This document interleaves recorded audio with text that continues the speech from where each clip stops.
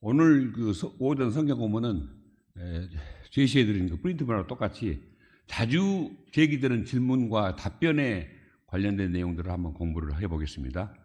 일반적으로 성경 공부는 교리 부분들을 많이 가르치고 있으나 우리 삶과 관련한 성경의 가르침이라든가 성경의 내용과 다르게 잘못 알고 있는 내용, 또 성경 말씀과 다른 교리에 대해서 그냥 지나친 경우가 많습니다. 우리가 궁금해하는 자주 제기되는 질문에 대한 성경의 말씀을 살펴봄으로써 진리를 바르게 알고 잘못 알고 있는 내용들을 바로 잡을 수 있어서 이러한 내용들은 영적 성장에 많은 도움을 줍니다. 여러분 스스로도 주제와 관련된 단어들이라든가 연관 단어를 검색하거나 성구사전을 활용하여 구절들을 찾으시면은 요약한 내용들에 대한 그 질문들에 대해서 답을 여러분 스스로도 할 수 있을 것입니다.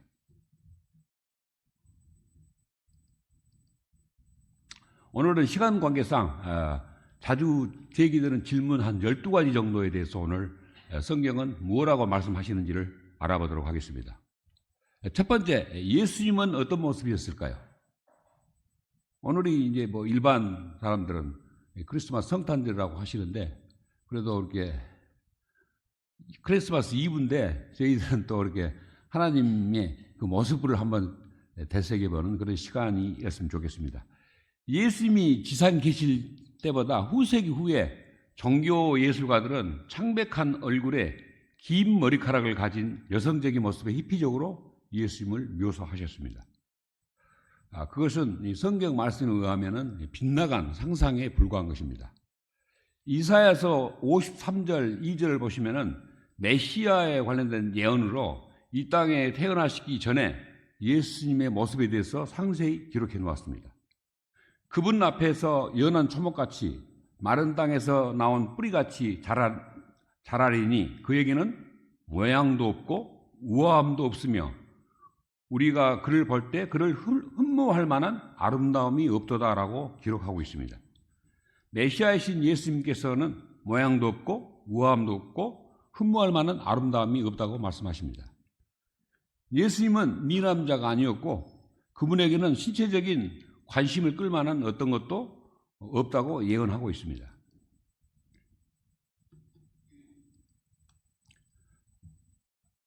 실제 예수님의 외모를 살펴보면은 외모나 행동이 보통 사람과 똑같았다는 것을 우리 성경을 통해서 알 수가 있습니다.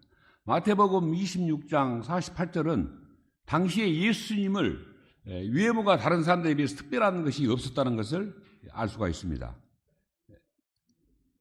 가룟 유다가 예수님을 배반해서 다른 무리들과 함께 예수님을 붙잡으려고 사인을 줄 때 예수님의 외모가 특출한 점이 있었다면은 가룟 유다가 입맞추는 사람이 예수님이다라고 지목하지는 않았을 것입니다. 보통 사람과 다른 특징이 있었다면은 만약 긴 머리셨거나 다른 특징이 있었다면은 그 특징을 말하면서 예수님을 지목하였을 것입니다. 그러나 예수님은 보통 사람과 같았기 때문에 가룟 유다도 그렇게 입맞춤으로 사인을 하신 것입니다. 요한복음 8장 59절을 또 보시면은 예수님은 보통 사람과 똑같이 우리와 똑같은 행동을 하셨습니다. 어떤 거냐면은 유대인들과 예수님이 대화하는 과정에서 돌을 던져 예수님께 던지려고 했으나 예수님께서는 자신을 숨기시고, 보통 우리가 돌을 던지면 보통 몸을 숨기시잖아요. 숨기시고 성전에 나가시면서 그 가운데 통과하시고 그렇게 지나가시는 그런 행동의 모습을 보이셨습니다. 그러니까 행동 양식도 보통 사람과 차이가 없음을 알 수가 있습니다. 또 누가복음 24장 15절부터 18절을 보시면은 부활하신 예수님은 사람들과 걸으면서 대화를 하십니다. 부활하신 예수님의 모습도 신체적으로 특출한 것이 없음을 우리는 알 수 있습니다.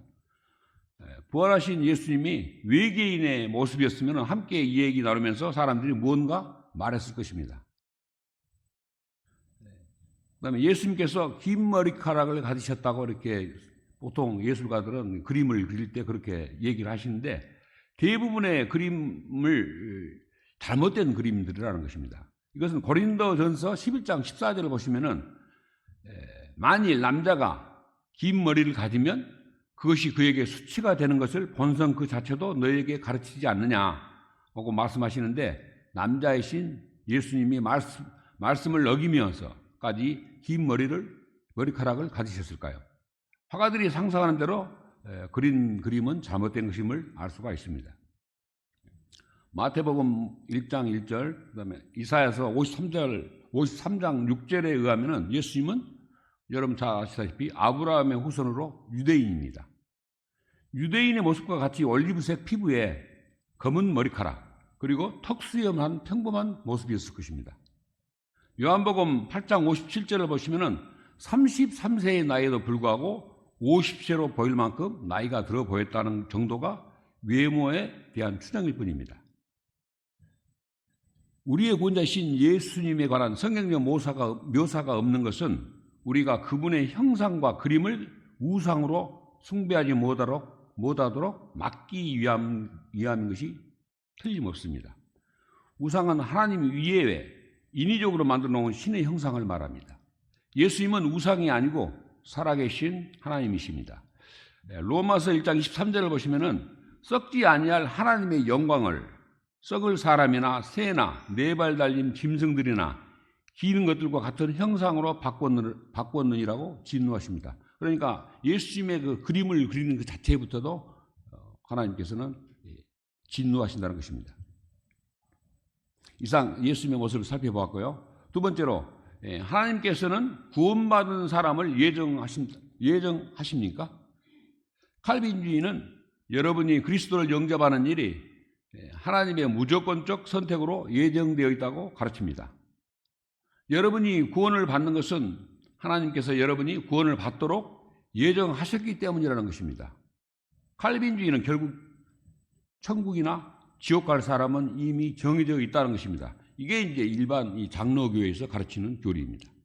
그러나 로마서 8장 29절부터 30절을 보면은 그리스도를 영접하는 자를 미리 아시고 예정하신다는 것입니다. 영접하는 순간에 여러분은 한 명의 그리스도인으로서 예정된 운명을 갖는다고 말씀을 하십니다. 그렇기 때문에 미리 아신다는 의미가 굉장히 중요하십니다. 이 사람은 예수 그리스도를 믿었기 때문에 하나님께서 천국행으로 예정하신다는 것입니다.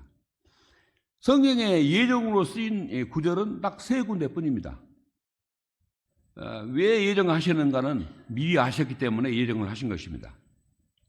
로마서 8장 29절을 보면은 성도는 자신의 아들의 형상과 같은 모습으로 예정하셨습니다. 그러니까 우리를 아들의 형상과 같은 모습으로 예정하셨다는 것입니다. 에베소서 1장 또 5절을 보면은 성도는 하나님의 아이들로 입양되도록 예정하셨습니다. 그 다음에 에베소서 1장 11절을 보시면은 성도는 그분 안에서 상속 유업을 얻도록 예정하셨습니다. 그러니까 성경에 예정한다는 이 말씀은 방금 이 세 가지 경우, 그러니까 우리가 하나님의 자녀로서의 그 예정되어 있는 이런 부분들을 가르치는 것입니다. 그렇기 때문에 그런 것이지 천국 가도록 미리 예정되어 있다는 그런 것을 가르치는 것은 아닙니다. 사실은 우리가 믿음을 통해서 주님을 알고 하나님의 말씀을 통해서 또 저희들이 하나님의 자녀가 된 것은 다 하나님께서 이 예정론을 관련돼서 말씀하신 부분이기 때문에 착오 없으시기 바랍니다. 로마서 8장 29절부터 30절에는 구원의 단계가 어떻게 이루어지는 것인지 말씀을 하고 있습니다. 여러분 잘 아시다시피 구원의 단계는 미리 아신 자들을 예정하신다는 얘기입니다. 그리고 부르시고 의롭다 하시고 영화롭다 하셨다고 말씀하고 있습니다. 여기서 미리 아신 자들은 예수님을 믿게 된 자들을 하나님은 미리 아신다는 것입니다. 그래서 성경은 예수님을 영접하는 일이 예정되어 있다고 가르치지는 않습니다. 하나님께서는 예수님을 영접한 자를 미리 아시고 예정하신다는 성경 말씀을 믿으시기 바랍니다. 만약 하나님께서 구원받는 사람이 믿음과 상관없이 예정하셨다면 주님은 마가복음 16장 15절에서 너희는 온 세상에 가서 모든 창조물에게 복음을 선포하라고 하셨을까요? 천국 갈 사람이 예정되어 있다면 전도가 왜 필요합니까? 전도가 필요 없겠죠. 그래서 장로교에서 하고 있는 예정론, 칼빈주의 예정론은 잘못되었다는 것을 우리는 성경 말씀을 통해서 알 수가 있습니다. 그다음 세 번째입니다. 내가 죄 없는 완전함 상태에 이를 수 있는가? 이런 것들을 한번 우리가 또 알아보겠습니다. 갈라디아서 5장 17절에는 성도는 성령님이 내주하셔서 옛 성품인 육신과 새 성품인 성령 간의 내적인 전투를 하고 있다고 말씀하십니다. 육신에게 피하면 죄를 짓습니다. 자신이 더 이상 죄를 짓지 않는다고 말하는 자는 예수님을 거짓말하시는 분으로 만든 자입니다. 우리의 변호자이신 예수님이 왜 필요할까요? 우리가 죄를 짓기 때문입니다. 요한일서 1장 8절부터 2장 1절 사이에 이런 내용이 나와 있습니다. 언제 그리스도인이 죄가 없게 되고 완전하게 될까요? 예수님의 공중재림 시에 이 사망의 몸인, 멸망의 몸인 그때 구원을 받기 때문에 그때 죄가 없이 될 수가 있습니다. 그럼에도 불구하고 그리스도인이 하나님의 은혜로 인도받기 위해서는 어떤 종류의 삶을 살아야 하는가? 이건 디도서 2장 12절과 요한일서 3장 3절에 나와 있습니다. 디도서 2장 12절은 하나님의 성품에 위배되는 것과 세상에 속한 정욕들을 우리가 거부하고 이 현 세상에서 맑은 정신을 가지고 의롭게 하나님의 뜻대로 살라고 우리를 가르치십니다. 요한일서 3장 3절은 그분 안에서 이 소망을 가진 자마다 그분께서 순결하신 것 같이 자기를 순결하라고 가르치십니다. 내주하시는 성령을 통해서 몸의 행실을 죽이면 살리라 하셨습니다. 성령님께 자기 자신을 내어드리는 삶을 살아야 한다고 로마서 8장 13절은 이 말씀하고 있습니다. 네 번째입니다. 나의 염려들은 어떻게 처리해야 할까요? 대부분 사람은 살아가는 데 있어서 염려하지 않고 살아가는 사람은 아마 없을 겁니다. 저도 얼마 전에 그 손주가 손가락에 골절이 생겨가지고 기부스를 했는데 그 후부터는 더 염려가 생기는 거예요. 얘를 돌보는데 행여나 넘어져서 또 다칠까 봐서. 그런 염려가 이렇게 끊임없이 인간 사이에서는 이게 일어나고 있는 것 같습니다. 그러나 하나님께서는 염려하지 말라고 이렇게 말씀하십니다. 마태복음 6장 25절부터 34절에 그 염려하지 말라는 그 말씀이 나와 있는데 꼭 한번 읽어보시기 바랍니다. 대부분 사람들이 염려 속에 살고 있으나 이 내용들을 요약을 해보면은 하나님께서는 공중의 날짐승을 먹이시고 들의 백합들 자라게 하시고 또 아궁이에 던지는 들풀도 자라게 하십니다. 무엇을 먹을까? 마실까? 입을까? 염려하지 마라. 모든 것이 필요하다는 것은 주님이 아시고 더해 주신다고 말씀하고 있습니다. 그래서 염려는 주님께 맡기고 기도하라고 하십니다. 베드로전서 5장 7절 너희의 모든 염려를 그분께 맡기라. 그분께서 너희를 돌보시느니라. 빌립보서 4장 6절부터 7절도 우리는 아무것도 염려하지 말고 오직 기도로 요청할 것들을 하나님께 알리면 하나님의 화평이 예수님을 통해 너희의 마음과 생각을 지키신다고 말씀하고 있습니다. 시편 127장 2절도 염려하는 것은 헛되다는 것이다. 헛되다는 것이라고 말씀하고 있습니다. 사실 그렇습니다. 염려한다고 해서 이렇게 다 해결되는 것도 아니고 헛되다는 말씀이 진리인 것 같습니다. 하나님께 맡기는 것 외에는 없는 것 같습니다. 염려는 위대한 하나님에 대한 믿음 혹은 신뢰의 부족으로부터 발생한다고 합니다. 믿음의 결례는 불신앙이라고 이렇게 말씀하고 있습니다. 그러나 하나님께서는 모든 것이 우리의 선을 위해서 합력하여 일하신다고 말씀을 하고 있습니다. 다섯 번째입니다. 왜 나는 때때로 시련을 겪어야 합니까? 우리가 박해나 조롱 같은 시련을 당하게 되는 한 가지 이유는 무엇입니까? 디모데후서 3장 12절에 참으로 그리스도 예수님 안에서 하나님의 뜻대로 살고자 하는 모든 자는 핍박을 받을 터이나라고 말씀하고 있습니다. 핍박을 받는다고 말씀하고 있습니다. 베드로전서 4장 12절도 우리는 불같은 시련들을 이상히 여기지 말아야 한다고 말씀하고 있습니다. 우리의 삶에서 시련은 믿음의 단련의 사건들입니다. 믿음을 더 굳건히 시켜주시기 위해서 이렇게 시련을 주신다고 말씀을 하고 있습니다. 왜냐하면 이 시련들이 하나님에 대한 우리의 믿음을 정결하게 해주고 또 우리로 하여금 인내하도록 도와주신다는 것입니다. 또 우리가 우리에게 시련이 올 때, 시련과 유혹이 올 때 우리에게 주시겠다고 하신 하나님의 약속을 믿어야 합니다. 고린도전서 10장 13절 말씀입니다. 제가 한번 읽겠습니다. 사람에게 공통적으로 있는 시험 외에는 너희가 어떤 시험도 당하지 아니하였나니 하나님은 신실하사 너희가 감당할 수 있는 것 이상으로 시험 당하는 것을 너희에게 허락하지 아니하시고 또한 그 시험과 함께 피할 길을 내사 너희가 능히 그것을 감당하게 하시느니라고 말씀하고 있습니다. 또 베드로후서 2장 9절을 보시면은 주께서 하나님을 따르는 자들을 시험들에서 건질 줄 아시고 또 불의한 자들은 심판의 날까지 예배 두사 벌할 줄 아시되라고 말씀하십니다. 따라서 우리는 하나님의 약속을 믿어야 합니다. 그러면 우리가 고난을 당할 때 무엇을 해야 될까요? 나를 돕는 분이 주님이 계시기 때문에 모든 염려를 주님께 맡겨야 한다고 베드로전서 5장 7절은 말씀하고 있습니다. 그래서 예수님께서는 그리스도인에게 세상이 알 수도 이해할 수도 그리고 가질 수도 없는 것으로서 하나님의 화평을 주셨다고 말씀하셨습니다. 그래서 예수님께서는 저희들에게 화평을 주심으로써 저희들은 모든 염려를 내려놓을 수가 있는 것입니다. 여섯 번째입니다. 내 인생에 대한 그 하나님의 특별한 뜻을 또 어떻게 알 수 있을까요? 하나님께서는 저에게 무엇 하기를 원하십니까? 이렇게 생각을 들 때가 많습니다. 사도 바울이 핍박했던 예수님의 음성을 듣고 떨면서 놀라면서 회심하면서 묻는 말씀입니다. 하나님의 특별한 뜻을 알기 위해서 모든 성도들은 기도하실 때 자주 물어봐야 할 구절입니다. 주여, 내가 무엇을 하기 원하시나이까? 라고 기도해야만 합니다. 한번 같이 한번 해보겠습니다. 주여, 내가 무엇을 하기 원하시나이까? 이게 스스로 이렇게 물어보고 하나님께 이렇게 묻게 되면은 하나님께서 답을 제시해 주신다는 것입니다. 그래서 수시로 시간 날 때마다 기도하실 때 여러분께서는 주여 내가 무엇을 하기 원하시나이까를 자주 묻는 기도를 해주시기 바랍니다.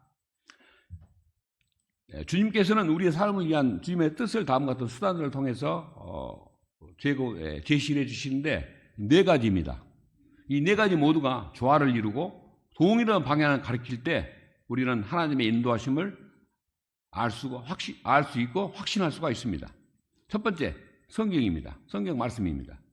하나님께서는 절대로 하나님의 말씀과 다르게 우리를 인도하지 않으십니다. 시편 119편의 105절 주의 말씀은 내 발의 등불이요 내 길의 빛이니이다 한 말씀처럼 성경은 저희들에게 귀한 말씀을 주시지 나쁜 말씀을 주지 않으시다는 말씀입니다. 항상 인도해 주시는 말씀을 주십니다. 두 번째, 성령입니다. 성령님이십니다. 우리 마음에 나타나는 확고한 증거를 통한 것입니다. 사도행전 8장 29절을 보시면은 이디오피아 내시에게 복음을 전할 때 빌립에게 합류하라고 이르십니다. 성령님께서. 이디오피아 내시에게 합류하라고 이렇게 말씀을 성령님께서 이르신다는 것입니다. 또 요한복음 16장 13절을 보시면은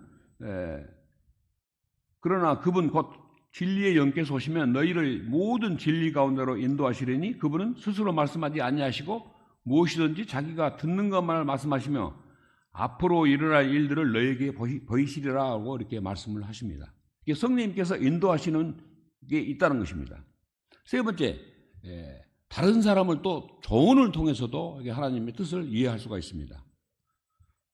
그다음에 부모님 말씀을 통해서도, 세 번째, 목사님 말씀을 통해서도, 네 번째로 교회 지체들의 말씀을 통해서도 인도를 하신다고 이렇게 말씀을 하고 있습니다. 그다음 네 번째로 하나님의 섭리적인 인도입니다. 곧 환경을 통해서 인도를 하십니다. 그래서 하나님의 그 뜻을 우리가 알 수 있는 것은 성경과 성령님과 다른 사람들의 조언을 통해서 그다음에 하나님의 섭리로 인도하심을 우리는 알 수가 있습니다. 일곱 번째입니다. 유아들과 어린아이들이 죽으면 천국에 갈 수 있나요? 이렇게 자주 물어보는 사례가 있습니다. 어린아이들은 예수님 안에서 죽으면 안전하고 또 죽고 나서 하늘에 갈 것이라는 사실은 성경의 증거입니다. 몇 가지 사례를 살펴보겠습니다. 그러니까 어린아이들이 죽게 되게 되면 하나님의 나라로 간다 하는 것을 우리는 성경을 통해서 알 수가 있습니다. 사무엘하 12장 23절을 보면은 다윗과 밧세바의 아이가 태어난 지 일주일 만에 아이가 죽는 것이 나옵니다. 일주일 만에 죽었습니다. 그때 다윗은 뭐라고 얘기하냐면은 나는 그에게 가겠지만 그는 나에게 돌아오지 아니하리라 이런 말씀을 하십니다. 나는 그에게 가겠다는 얘기는 다윗은 구원을 받았기 때문에 천국에 간다는 얘기입니다.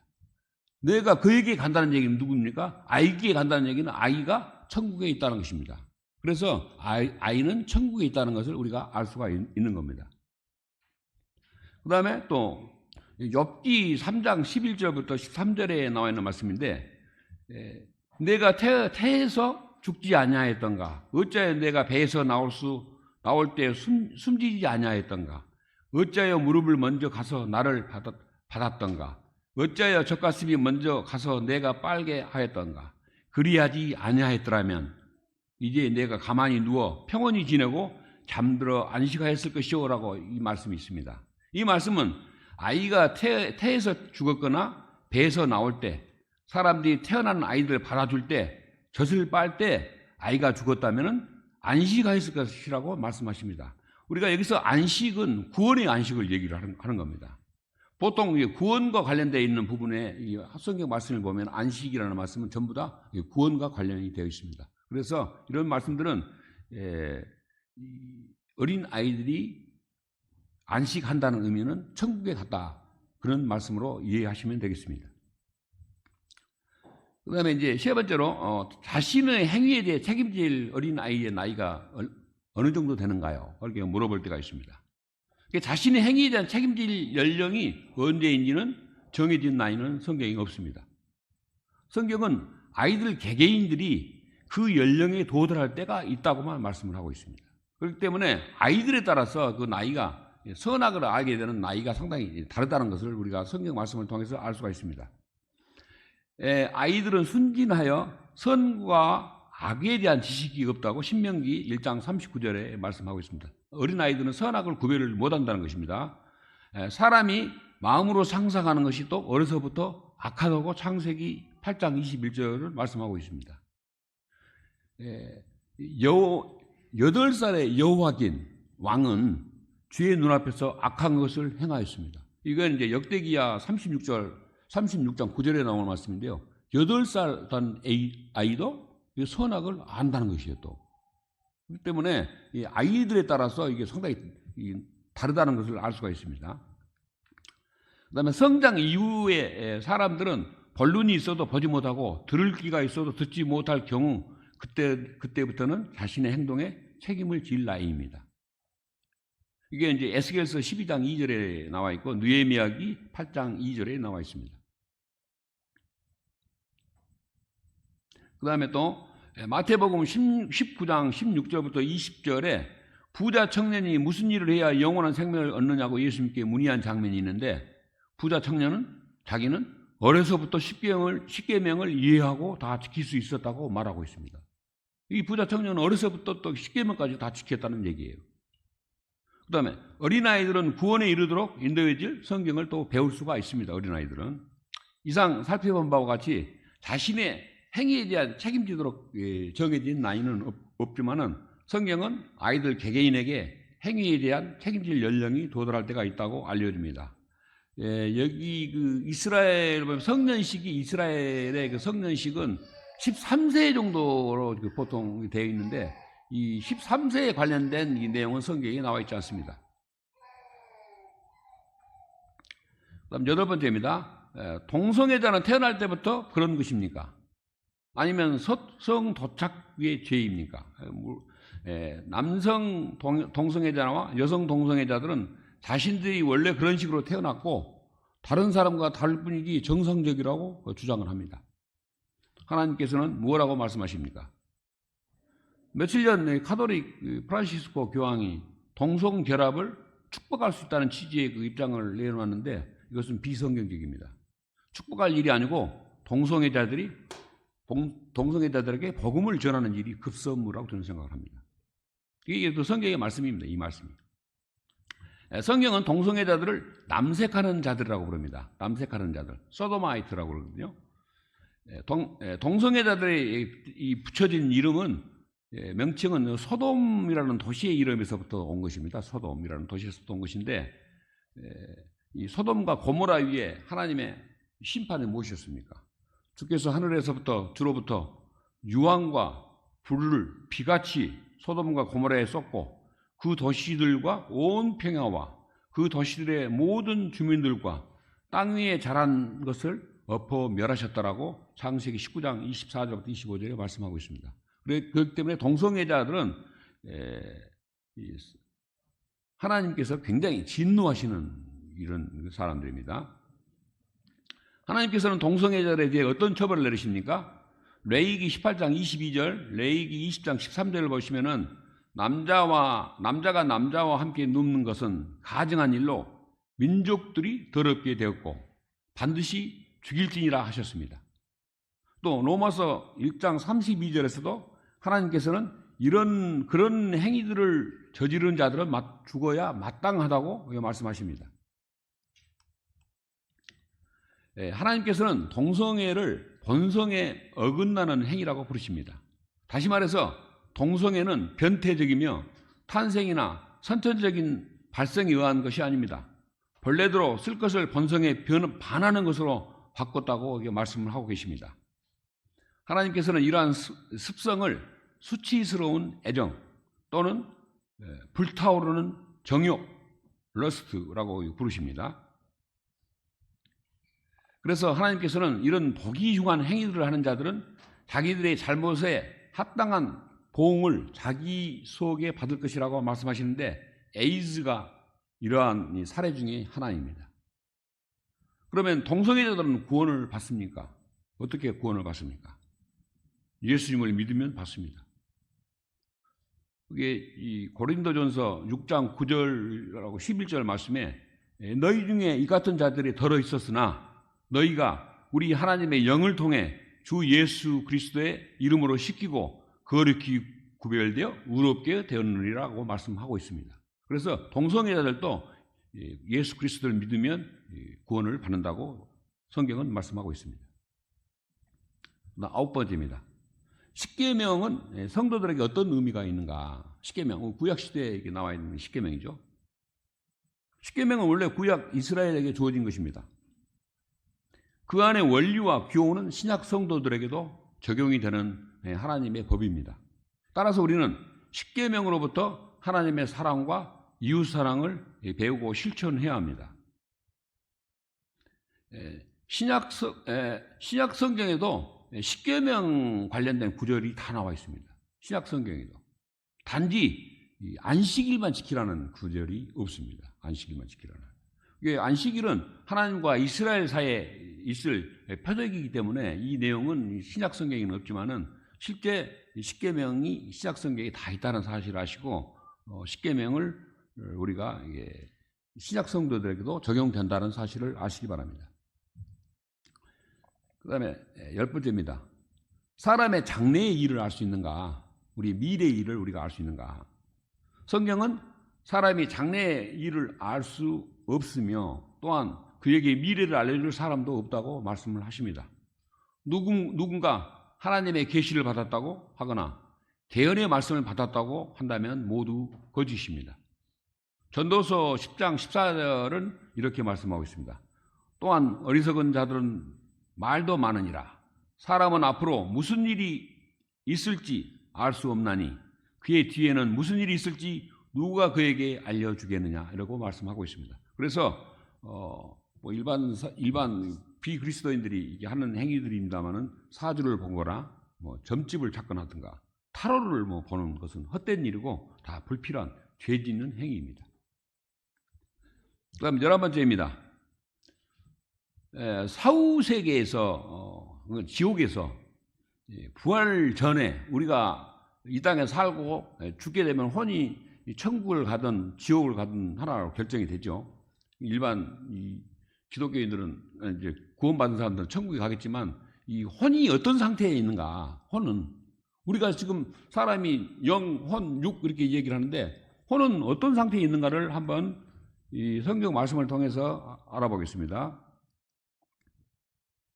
누가복음 16장 19절부터 31절에 부자와 나사로와 관련된 구절 말씀으로 지옥과 아브라함 품에서 대화하는 구절이 나옵니다. 부자하고 아브라함하고 대화하는 구절이 나옵니다. 여기 구절을 통해서 우리의 혼의 모습을 알 수가 있습니다. 우리가 혼은 어떤 모습을 하고 있을까? 첫 번째, 변화된 몸이 있음을 알 수가 있습니다. 이 혼이 변화된 몸을 갖고 있다는 거예요. 머리도 있고, 눈도 있고, 입도 있고, 혀도 있고, 손가락도 있습니다. 그러니까 변화된 몸을, 이 혼을 가지고 있다는 얘기예요. 그 다음에 두 번째로, 보고, 듣고, 소리 지르고, 그 다음에 촉각, 고통도 느끼고, 서늘함도 느끼고, 뜨거움도 느끼고 있습니다. 또 그 다음에 동작을 합니다. 동작도 하는 것입니다. 이 혼이, 그러니까, 우리 사람하고 똑같습니다. 우리 육신을 입고 있는 이 몸하고 똑같이 이 혼이 행동하고 있다는 것을 지옥에서 보는 그 혼을 보면 알 수가 있는 겁니다. 그 다음에 혼이 생각도 합니다. 그 다음에 기억도 합니다. 그 다음에 부탁도 합니다. 그 다음에 판단도 합니다. 그래서 이 혼이 그냥 없어져 멸절되는 게 아니고 우리 지금 육신을 입고 있는 이 혼과 똑같은 이 말씀을 하고 있다는 것을 우리가 지옥의 그 혼을 통해서 우리가 알 수가 있습니다. 그래서 혼은 사후에 멸절되는 것이 아니고 현재 우리와 똑같이 혼이 존재함을 알 수 있다는 것을 우리가 성경 말씀을 통해서 알 수가 있습니다. 마지막입니다. 안식일은 지켜야 하는가? 이 내용들은 대부분이 다 아는 내용인데 안식일은 나와 이스라엘 자손들 사이에 있을 영원한 표적이다라고 창세기에 출애굽기에 말씀하고 있죠. 그래서 안식일도 안식일뿐만이 아니고 하나님 아버지도 예수님도 안식일에 일하신다고 이렇게 요한복음 5장 16절 17절에 나와 있습니다. 하나님도 지금 안식일에는 일하고 계십니다. 신약 시대에는 안식일을 지킬 필요가 없습니다. 우리는 유대인이 아니기 때문입니다. 주일도 일하지 말라는 성경 구절은 없습니다. 그게 주일도 일하신다고 해서 그 문제될 것은 없습니다. 성경 구절에 나와 있어요. 일반 그 교회에서는 뭐 일요일 날 일 못하게 하는 사례도 많이 있는데 그 부분들은 성경적으로 잘못되어 있는 것입니다. 오늘은 제기되는 질문 12가지에 대해서 한번 알아봤습니다. 일반적으로 성경 공부에서 잘 다루지 않는 내용이지만은 이런 질문들은 항상 성경 내용들을 이렇게 검색을 해보고 그다음에 성구 구절을 검색하다 보면 이런 내용들을 찾아낼 수가 있습니다. 그래서 여러분들도 이렇게 생각하시다가 우리 삶에 관련된 부분에서 혹시 필요한 부분이 있다면 성경을 검색해 보면은 이러한 내용들을 성경 전체적으로 이렇게 파악할 수 있기 때문에 여러분들이 이게 많은 검색하는 그런 훈련도 좀 많이 하셔야 될 것 같습니다. 오늘 공부하신 내용들을 잘 기억하셨다가 전도하실 때에도 많이 활용하시기 바랍니다. 이상 오전 성경 공부를 마치겠습니다. 수고하셨습니다.